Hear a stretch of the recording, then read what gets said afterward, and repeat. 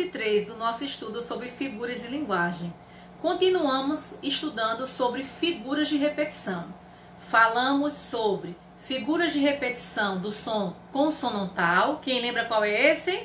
Consonantal, aliteração. Figura de repetição sobre encontro vocálico, que é o quê? Assonância.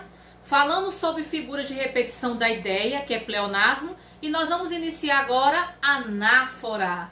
A anáfora diz respeito a uma figura de linguagem que consiste na repetição da palavra ou do conjunto de palavras, mas tem que ser no início dos versos. Vejamos. Olha a voz que me resta, olha a veia que salta, olha a gota que falta para o desfecho que falta, por favor, Chico Buarque. Aqui nós percebemos a repetição do olha, olha, olha. Só que detalhe, no início dos versos. Olha um exemplo clássico aqui de anáfora. Daí eu olhei bem nos olhos da Mônica e ela não conseguiu me bater. Puxa, como você conseguiu isso? Olha, graças à minha colagem, à minha força e à minha ousadia. E esse arranhão aqui, o que foi? Ah, isso foi na hora que eu desci de cima da árvore. Cada um que lute como pode, não é, pessoal? Então, vocês perceberam aqui a repetição do a minha, com todo um poder, o que é expressivo. E aí o eufemismo? Ah, gente, o eufemismo é a figura de suavização. Consiste quando você faz uso de uma expressão em detrimento de uma pesada, de uma expressão grotesca. Ou seja, é quando você faz uso de um termo suave, agradável. Quando você afirma que ele enriqueceu por meios ilícitos, para não dizer que ele roubou. É quando você afirma que você não foi feliz nos seus exames, para não dizer que você foi o quê? Reprovado. Pois bem, pessoal, eu quero trazer para vocês aqui essa figura de suavização, que é quando você diz assim, rapaz saltou da ponte, né? Quer dizer que ele tirou a sua vida. Quando você não quer chamar a pessoa de feia, você diz que ela é desprovida de beleza. Olha aqui esse eufemismo dessa tirinha. Amor, eu estava dirigindo o seu carro quando, contra minha vontade, a lataria de seu carro ganhou um formato único, diferente e personalizado. Quem de vocês aí não entendeu? Até ele fala logo que você bateu meu carro. Então existem diversas maneiras de você dizer alguma coisa. E com um aprofundamento, eu queria trazer para vocês aqui o contrário do eufemismo, que é o disfemismo. Segundo o dicionário, disfemismo diz respeito ao uso de uma expressão grosseira, desagradável. Ou seja, você usa de maneira muito direta, né, para você, com a intenção realmente de você criticar, de você magoar. Vejamos esse quadro aqui esquemático. No uso normal, eu diria que ele morreu. Numa linguagem eufêmica, eu afirmaria que ele faleceu, ele descansou.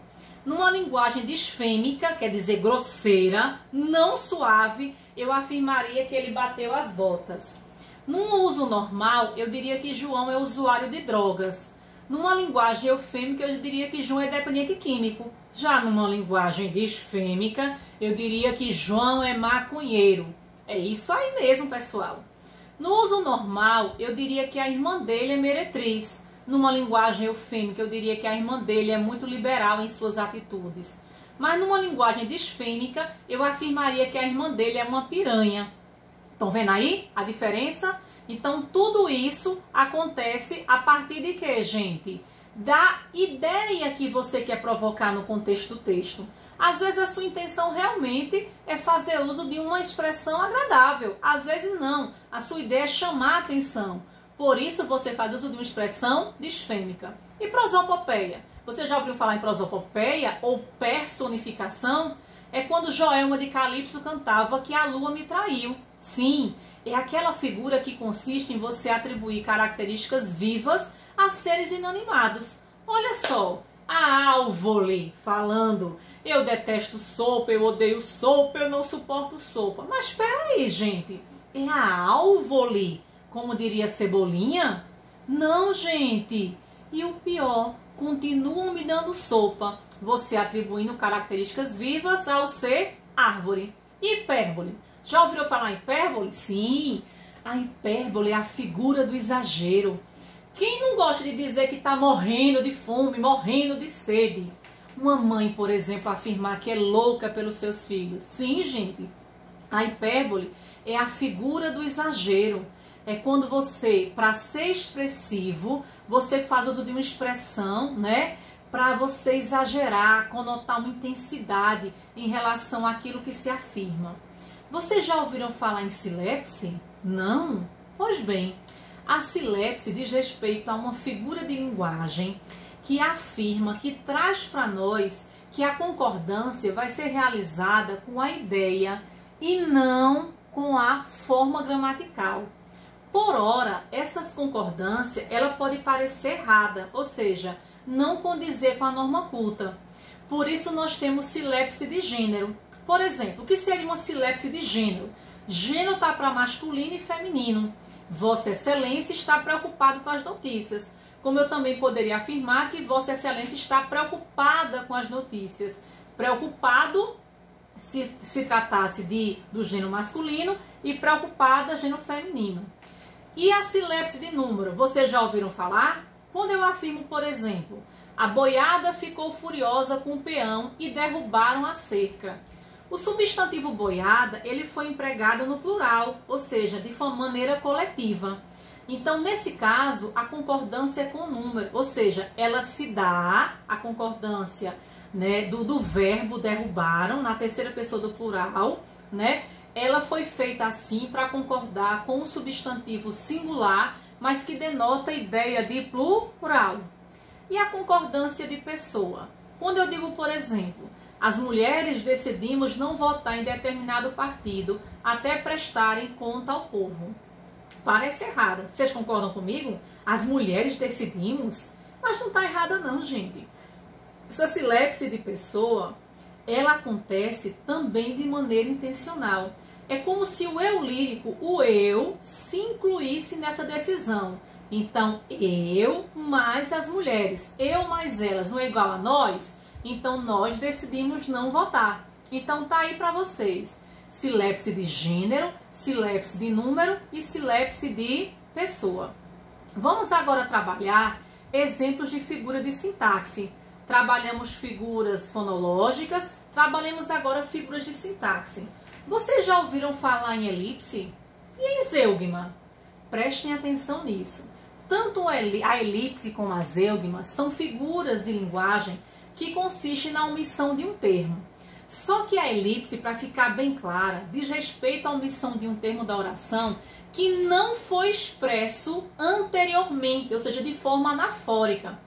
Mas eu posso identificar facilmente no contexto do texto. Por exemplo, olha esse rondó dos cavalinhos por Manuel Bandeira. Os cavalinhos correndo e nós cavalões comendo. O Brasil politicando, nossa, a poesia correndo. O sol tão claro lá fora, o sol tão claro esmeralda, e em minha alma anoitecendo. Então, os cavalinhos estão, percebe que a forma verbal está, pode ser identificada no contexto do texto, e nós cavalões estamos comendo. O Brasil está, a poesia está, o sol está e a minha alma está anoitecendo. Isso é o que, gente? Elipse, figura de omissão. Como eu disse a vocês, a elipse consiste na omissão de um termo, não é? Que está subentendido no contexto do texto, mas em que ele não foi dito antes. Por exemplo, a tarde talvez fosse e não houvesse tantos desejos. Ou seja, a tarde talvez fosse se não houvesse tantos desejos. Quer dizer, a perspectiva de condicionalidade está muito clara para nós aqui. E para fechar essa nossa parte sobre figuras de omissão, eu trouxe para vocês aqui, ó, pintamos casa a domicílio. Gente, pintar casa só pode ser o quê? A domicílio. Vocês perceberam aí a ambiguidade? Vocês perceberam aí a redundância no ocultamento da palavra, né? Assim como a gente falou em omissão, por que não agora falar em zeugma? Sim, gente, a zeugma, assim como a elipse, consiste na omissão de um termo no contexto da oração. Mas, por exemplo, amanhã estava ensolarada, a praia cheia de gente. O que vocês percebem aqui? Eu afirmei a priori que amanhã estava, mas para não ser redundante, eu não preciso dizer novamente que estava a praia, que estava cheia de gente. Maria comprou um lápis. Antônio, vocês sabem, vocês entenderam. Comprou o quê? Um livro. Eu disse antes comprou, depois eu o omiti. Portanto, se trata de zeugma e não elipse. E assim, a gente fecha a nossa parte 3 do nosso estudo sobre figuras de linguagem.